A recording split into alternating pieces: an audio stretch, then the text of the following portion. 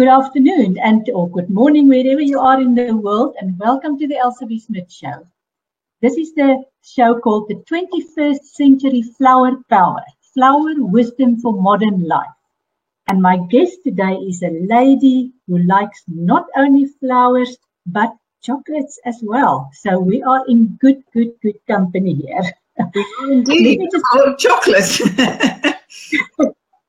Good stuff. Let me introduce you to a lady with the lovely name of Shelley Shiston. Imagine how that rolls off the tongue. Shelley Shiston. Hidden within the unique design of every flower is a sacred and secret language, along with ancient healing wisdom that the world is only now waking up to. My guest today, Shelley Shiston, has researched and worked with the wisdom of flowers for over 25 years, mainly in the form of flower essences. She's also set up her own flower farm, growing the wisdom of British flowers from seeds. Coming from a science and business background, Shelley's skepticism about anything non-medical was challenged through a personal healing journey where she discovered the transformative power of flower essences. And that's another thing I like about her. She's also a skeptic. She wants the facts. Shelley then trained as a flower essence practitioner with world authority Claire Harvey and began producing her own essences in 2003. Shelley, how did you start off researching the use of flowers? What triggered your research for you? I began researching on myself. It was back in 1994. My husband and I were going through a journey of fertility treatment, and we'd reached the end of the road in terms of everything that the medical world could offer us. And on a visit to some friends in Hong Kong, we came across Chinese medicine, which kind of invited me to step well outside my box of scientific medical boundaries at the time, because a Chinese doctor began to talk about energy in the body and meridians and things that, going back to the 90s, was very new in the Western world. It's very well accepted now, but was actually very new then. But to my Chinese friends in Hong Kong, it's part of their everyday life. So seeing their opinion in an conversation with their Chinese doctor. At the same time, in the UK, a friend of mine had introduced me to the Australian bush flower essences. And at that time, this book here, Bush Flower Essences. Bush Flower Essences, written by Ian White. Yes. And again, I said to my friend, what are essences? He said, well, they're energy in a bottle. And I was like, don't understand anything that you're saying to me, but I'll try anything, because the medical world had closed the door on us. Coinciding with the trip to see friends in Hong Kong, my curiosity was sparked by this book about flower essences and by another book about Chinese medicine. So I began to read things, and as a scientist, I have a science degree, I could understand energy from a scientific perspective, but coming across energy in the body and energy lines, and then energy in terms of essences, was completely new. And every antenna, every circuit in my brain began to blow. But I thought, well, there's something that's drawing me to this. There's something about this that I want to know more. So I began to take, I think out of politeness at first, I began to take flower essences from my friend. And I began to notice very subtle differences in myself, not the kind of differences I was expecting. I was expecting to become pregnant immediately, but instead I was noticing a lot of anxiety that I had been feeling around the situation was melting away. I began to sleep better. I began to notice that I wasn't so carrying my body around like this all the time, that my So that led me, one thing led to another, as they say. I began to step outside the box further and explore other concepts at the time, again, that were quite new in the Western world in terms of reflexology It sounds daft now to say this because it's so much part of everyday life, I'm pleased to say, but acupuncture, all of these things I began to explore and wanted to learn and read about them.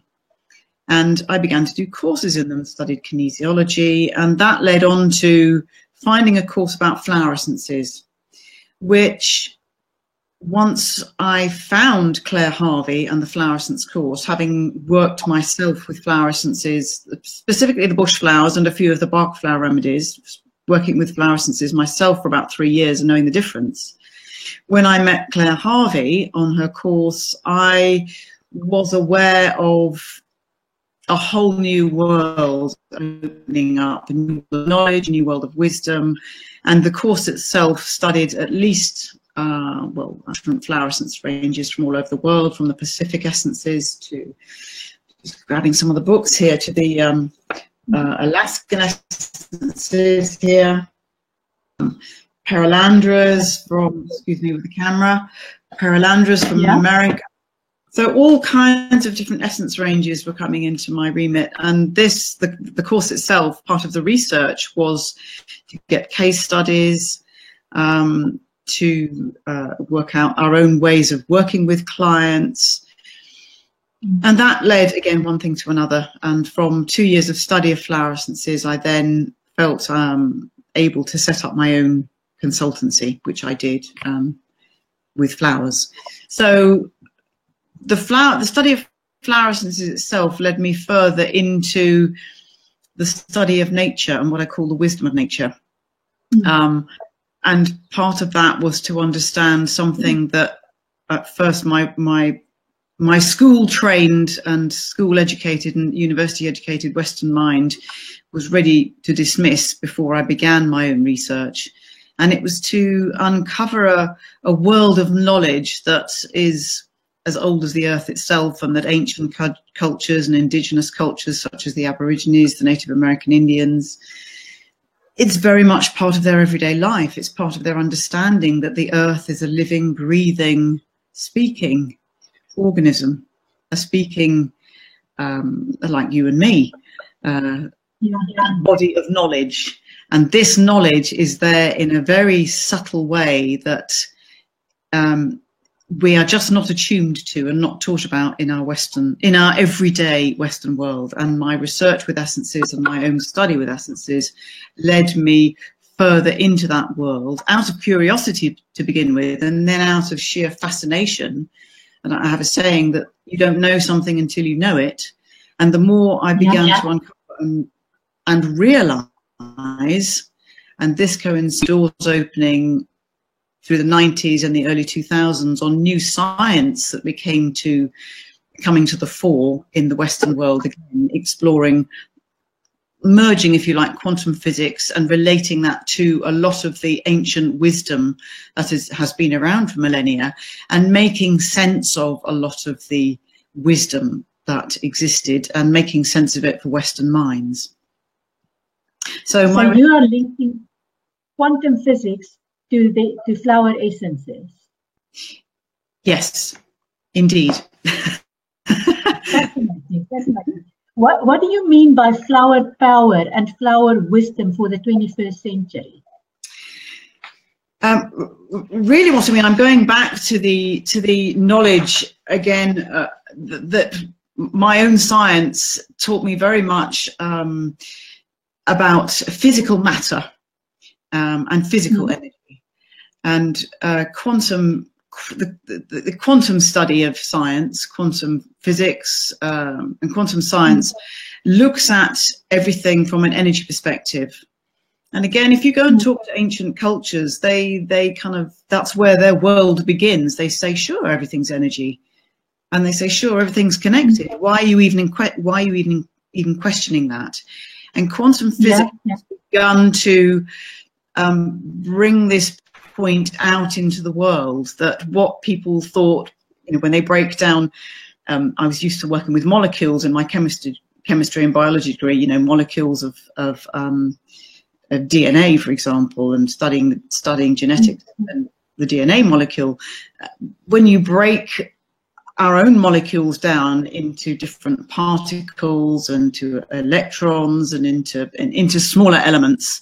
Again, our mind thinks of those as something solid, but quantum physics tells us nothing is solid. It's moving energy.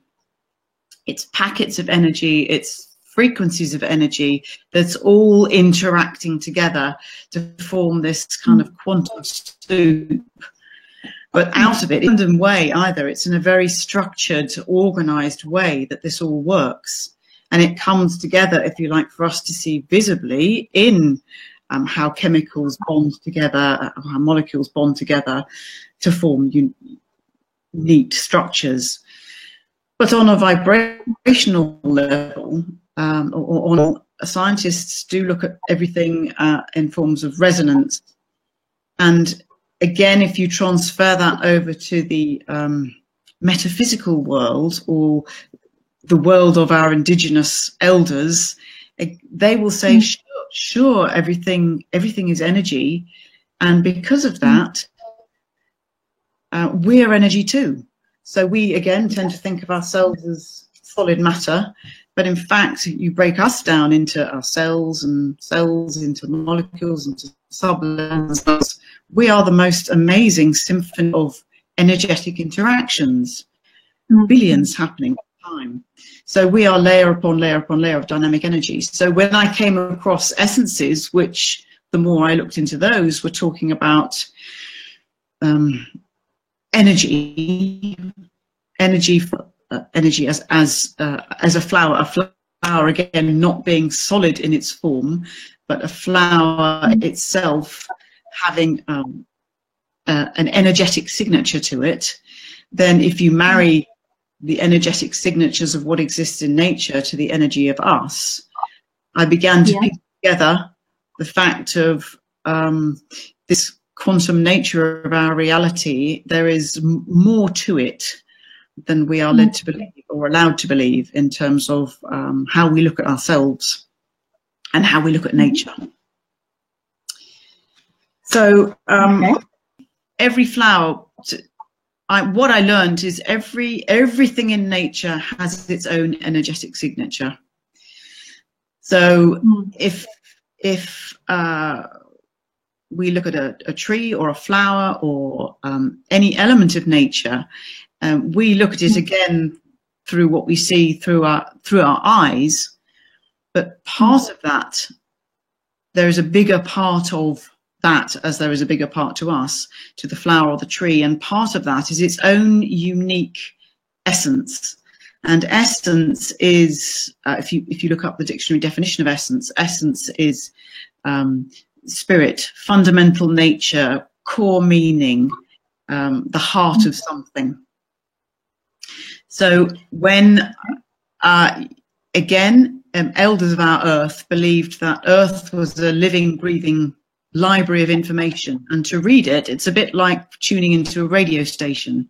That, again, in our Western world, we're not trained to do that because we work with what we can see and what we can hear, and yet we have other senses that are working all the time. That it's a bit like a muscle. Unless you use them and practice and learn how to work with them, you are not aware of how to make the best of them. And part of my own training and research with flowers and nature and flower essences was to attune to, if you like, the more subtle frequencies that exist in nature and the more subtle radio stations that are playing, so that I could hear those and know that know how to blend them. So that when somebody is, if you like, playing the wrong tune, you can blend aspects of nature that play a tune that's right for them to retune them in that way, a bit like working with tuning forks. Now I have to ask this question. You defined the essence as the spirit of the flower. Yes. How does that is essence? When I think of flowers, and I think of flower remedies. Is a flower essence the same as a flower remedy? It's in terms of it is one and the same. It's often use of language. Flower essences are as old as the earth itself, as long as humans have been around. again, there are records of ancient cultures using dew off the flowers to impact emotional well-being. And it was Dr. Bach who brought the flower essences alive in the Western world in the 1930s. It was 1928 specifically, when he had been a Harley Street physician himself and trained as a homeopath, but he was still frustrated that a number of his patients were not getting well. And he began, intuitively, his own research with nature led him to rediscover working with nature in a way that created flower essences. He then created 38 specific flower remedies. So he has called them, they're often, if people know about flower essences, they often, they will know about Rescue Remedy, the Bach Flower Rescue Remedy. There are now today 10 produced all over the world.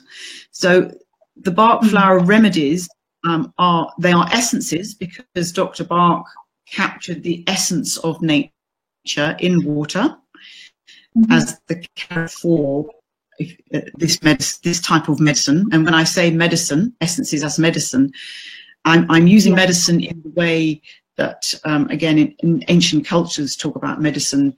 It's that which reconnects you with the essential part of ourselves, which is that which exists beyond the physical. And it's that part which Dr. Bach referred to. He talked about essences as being essential in the sense of disease was conflict between the mind and the soul forces, and essences bridged the gap. They brought the soul and mind to work in harmony.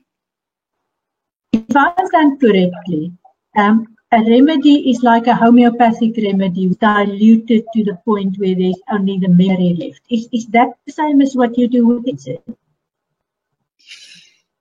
No, it's different. Homeopathic remedies and flower essences are made in different ways. A homeopathic remedy does begin with something physical and ends with an echo of that. A flower essence is made, there are different ways. Dr. Bach's way was to take flowers and to have a bowl of spring water, and he would take fresh flowers first thing in the morning. Say if he was making gorse essence, he would pick fresh gorse flowers, float them on spring water in a glass bowl, and that bowl would be left in sunlight. So there is an energetic interaction between the sunlight, the flower, and the water. So there's like a sunprint of the flower that's left. The flowers are then taken. So what is left is an interaction of the essence imprinted in the water. This is where, for many people, that is a huge, and for me too, when I first came across essences, it was like, okay, can you run that by me again? Because it's like a huge leap of faith to consider that you put a flower in water and you take it out and then you have a medicine. So it's like, well, how does that work? Yeah. So how does it work? How does it work, indeed? Well, piecing together, first of all, talking about water as the universal carrier, there have been, thanks to a wonderful Japanese scientist who came along in the late 1990s and early 2000s, Dr. Masaru Emoto, and his wonderful, I'll get the camera right at last, his wonderful Messages in Water, New York Times bestseller. Yeah, I'm familiar with that. It's incredible work, yes. And he perfected a technique to freeze small bottles about this size, small bottles of water. His laboratory was a constant minus 4 degrees C. He perfected a technique to freeze water and to photograph single water crystals from that water. And what he did was, initially on his bottles of water, he wrote different words. So love, hate, joy, peace, sorrow, sadness. And he looked at the different water crystals, and he began to notice from his research that each word had a different water crystal shape. So this led him on to experiment with people speaking to the water. So instead of just writing on the water, he had people say words to the bottles, and then he took pictures of those. And this led his research onto all kinds of other things. And for example, here, in this page here, this top picture is water taken from a lake in Japan. It looks like an old smudge. Yes, which was polluted, Yeah. very polluted, state on the sample of water for 20 minutes, Yeah. saying a prayer of love and peace and gratitude. And then he redid the experiment with the exact same water, and this water crystal was the result. So this is same water, so polluted water before prayer and after prayer. So yeah. What's very interesting to me is the difference between the two. It's not that that's how polluted water looks and that's how blessed water looks. It's showing a difference. And to me, it's showing that the power of word, the power of thought, the power of prayer have some kind of effect on structure. And the power of water. And some kind of effect. And the power of water as well to hold this effect. So his books are quite extraordinary here. They have many more pictures in them. And if you look in those, you can see the effects of hate, war, destruction, and all of those words which do look distorted. So again, if our own body is 70% water, the words that we speak are quite possibly having an effect on our own body and what's happening to our own structure. But coming back to essences, he took pictures of flowers in water, and he took pictures then of and he began to see here, for example, we have fennel flower at the top. And underneath we have fennel flower. Yes. So he began a likeness, and again that the water placed on the water and the flower taken off, and this was the resulting structure in the water. Yeah. So it gives some kind of idea, some kind of support to the fact that Dr. Bach's intuitive research, which was putting flowers in water and allowing sunlight to imprint the energy of the flower, is having an effect on the water. It's changing the water structure in some way. The work Dr. Bach found was that he began to treat the individual, not the disease. So he began to notice that people who were taking the essences really began to feel different, and in feeling different, he noticed that their physical symptoms changed dramatically. So his philosophy became treat the individual, not the disease, and really listen to what people are saying. And that's the philosophy of modern day essence therapy, is to treat the individual, and it's to treat how they're feeling. So my way with essences is very much to listen to what people are saying about their issue, their life, their physical condition, their cancer, their chemotherapy, their depression, whatever. It's not the fact that they have those issues going on in their life. It's what they are saying and feeling about them that I listen to. And then it is working with the individual to marry the right energy of flowers to how they are feeling, to retune themselves. So it's about how they resonate and how they express themselves, and you're taking the expression, bringing the expression back to balance, and that then impacts on the dis-ease that they show. Yes, that's right. Yes.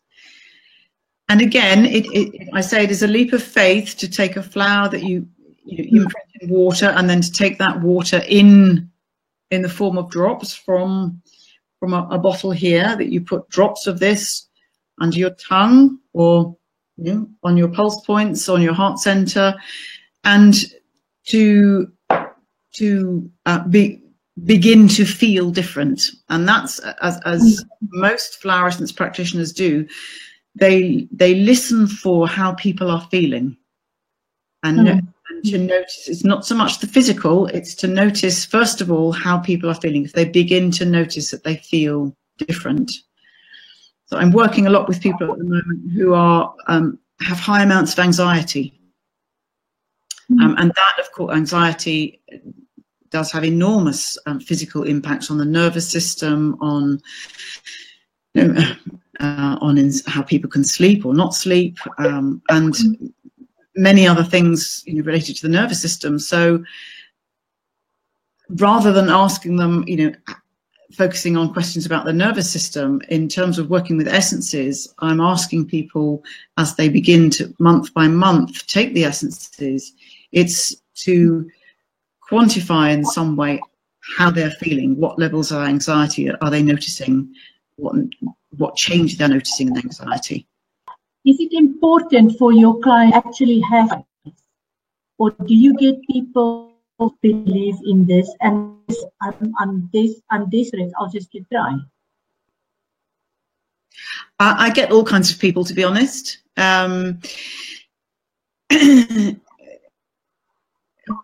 Where I was desperate and I didn't believe. And as I said early on, I took them out of politeness to my friend because I didn't want to offend him. And I began very quickly to notice differences in how I was feeling. So I do get people who come who are well tuned with themselves and know themselves well on every level, physically, emotionally, mentally, spiritually, and beyond. They're very tuned into themselves, and they want to work with essences for some particular reason, for some personal reason. I get people who come who are desperate because the one lady I had written her children. That's how desperate she was. And something from an earlier conversation that she remembered that she and I had a few years before prompted her to call me. So, and this lady, I have to say, this was 10 years ago, and this lady is very much alive and well and happy. And she did not believe. She had no interest at all in believing. She just called for some reason, and I know it's something was working on another level for her. Something was calling her to the essences. So, yeah, in all states of mind and belief, people come to essences. Tell me, how is your work with flower essence different from other flower essences? The more I've worked with essences, I used to be, my training was very much to, as I've explained, to listen to how people are talking about what they're feeling, listen to the issues around what's going on for them, and to prescribe from my experience and my knowledge of working with all the different kinds of essences from around the world, to recommend and then to put together a blend for somebody. As my practice went on, I began to realize that it's really that people know enough just by looking at a flower or looking at nature. They know enough without me having to tell them and make recommendations and to read about what an essence does. They know enough just by looking at pictures of flowers, which ones are right for them.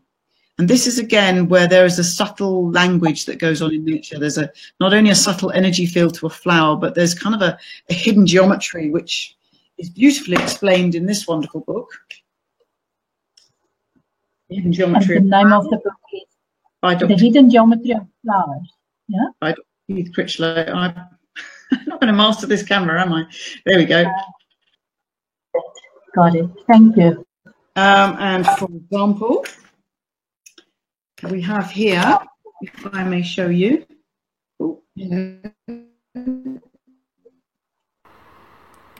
What is the name of the flower? Forget Me Not. Oh, of course.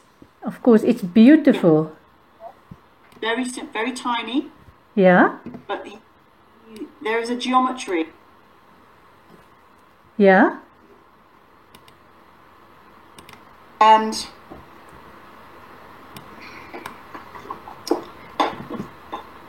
so in this flower with that geometry, when we look at a flower, there is more going on than meets the eye, and there's something in this invisible language, this hidden healing language as I call it, that our soul recognizes. So my own way of working with flowers began to change in that, and I have a picture here, if I may just throw this up. I invite anyone who is looking just to have a quick scan of this page of flowers. Yes, it's beautiful. Quite a variety there. Yes, this is a page off my book and go to the website later. I'll give them a reference. Okay. Find the flowers and what it. But I'd just like people to, including yourself. Oh yes. You don't have to say which flower you're drawn to, but just make note of any flower that sings out to you.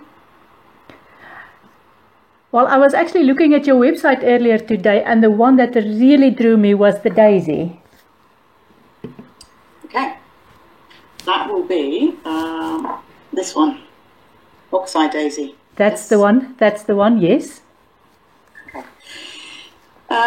So I began to realise, piecing lots of things together, that there is. We know instinctively what we need. We know that all the time, and we're giving away that we speak and what we're saying. And by simply showing people the pictures of flowers, I began to put aside all of the intellectual knowledge I had gained about flower essences and let people choose them for themselves. Yeah. And every time, again, people can know nothing about flower essences. Like me. And they will always choose a flower that resonates with them. Mm-hmm. Sometimes people can be blown away by the flower that they choose, or they can look at it and then read about it, as I invite people to read about them afterwards. And I've had people come back to me and said, it means nothing to me. And I say, well, are you sure? And just take the essence. That's the one that's called to you, so take it. And then I had an example of a chap who, the flower that called out to him, my finger, was purple crocus up top there. Yeah. And no, it means, I love the look of it. It's shouting loudly, but it means nothing to me when I read about it. So I said, okay, well, I'll send you a bottle if you're happy for that, and we'll go with it. This purple crocus is about heart time, and it's all about letting your emotions unfold without forcing things, letting the depth of your emotion come forth without you holding on to it, and allowing it to be released as and when you're ready to. And a week later, his father died completely unexpectedly. It is a flower essence that comes up a lot for grief too. And he knew that he had been called that essence because of what was coming up, because the well of emotion that he felt was something that he'd never come across in his life, because he'd suppressed so much about his father, and he wanted to be able to deal with that. And he found that this essence let him grieve gently but fully. Yeah. So again, there is something that's how I very much allow it to be picture led, and that's my whole website is designed so that it's very much picture led. The other thing that's different about my work is a lot of people, flower essence producers, are called to work with wildflowers. My work, surprisingly, when the flowers called out, was very much about working with flowers that are part of our everyday. Flowers that we'll see in our garden, flowers that we might grow ourselves, and flowers, again, that I'm growing as part of my flower farm. And that was because this language that exists in nature exists in all flowers. It's not just wildflowers. You know, everything in nature is alive with hidden geometry, with the frequency, with knowledge. And flowers, again, as Dr. Bach had a saying, that flower essences are not giving you anything you haven't got already. Yeah. What they're doing is, sounding like a bell, they're taking you to the remembrance of something that you've smothered by, I call it earthly conditioning, conditioning of the human mind. So what an essence does, it takes you to remembrance of what peace feels like. It takes you, if you're anxious all the time, you're not going to have much memory of what stillness or peace feels like. Yeah. What it's like to not be anxious if you've been anxious for 20 years. Indeed. Or if you've been depressed for, like the lady that called me that time, if you've been depressed for 24, and she was in her 40s when she called me, she'd forgotten what it felt like to even feel a smidge of joy. So, and very interestingly, the flowers that she chose were not about. So she always chose flowers that made her laugh. Oh goodness, yeah, that makes sense. You were just quoting Dr. Bach, and I noticed that on your website as well, that you said essences are not giving anything you don't already have. It is removal of all that is between you and the truth. I found that really quite profound. Yes. It just tells me that from where we're sitting, we're really just scratching the surface. Indeed. And in scratching the surface in terms of the science of all of this, which I've been piecing the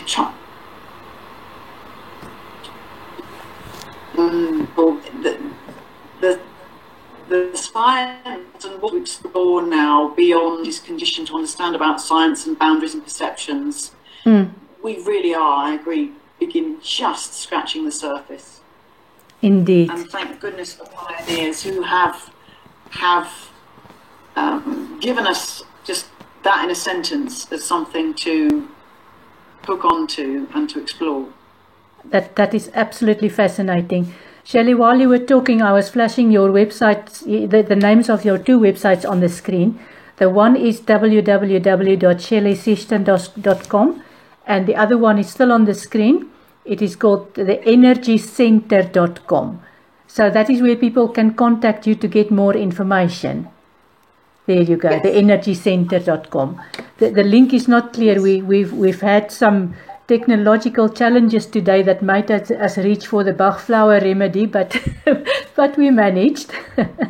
It has been fascinating, Shelley. Thank you so much. It's really been an eye-opener for me, especially how you bring together the ancient knowledge with the new understanding of quantum physics that now helps us to make sense of this. We're not nearly there yet, but I absolutely love the journey and enjoy every minute of it. So thank you for it. Thank you. Not at all. Next week, we're going to have another fascinating guest. Linda Belcher is going to talk to us about systematic kinesiology, restore your body balance. Now, I know I've got a tourist attraction knowledge of kinesiology, so I'm really looking forward to Linda's talk about systematic kinesiology, which apparently entails a lot more than the 1% knowledge that I have. Another topic that I'm going to really learn a lot about.